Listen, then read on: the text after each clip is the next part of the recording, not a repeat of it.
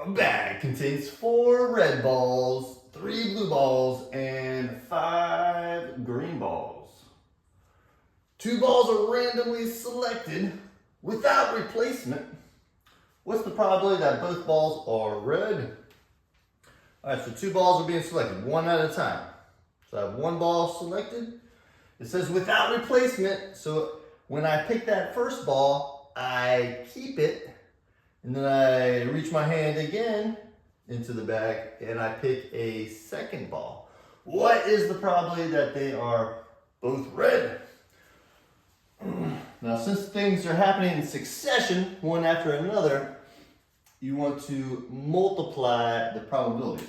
You're going to find the probability that the first ball is red and multiply that to the probability that the second ball is red.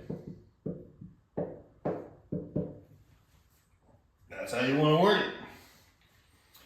All right, let's find the probability that the first ball is red.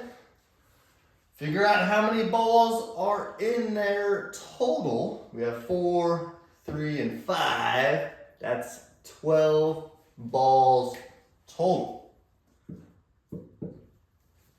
So the probability that the first one's red is going to be 4 over 12.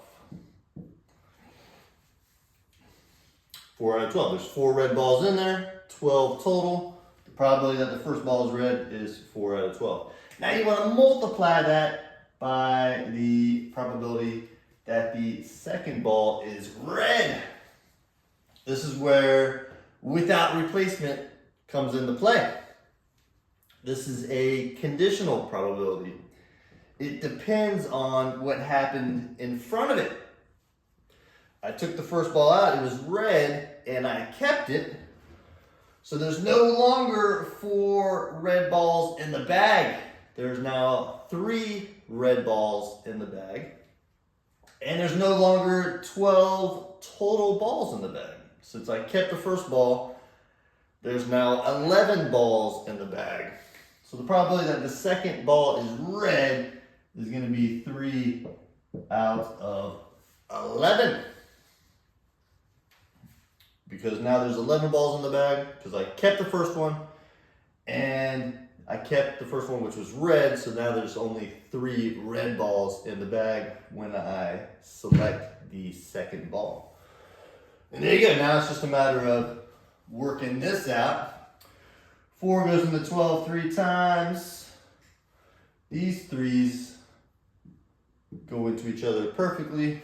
So you're just left with a 1 up top and an 11 on the bottom. All right, so the probability that both balls are red is going to be 1 over 11.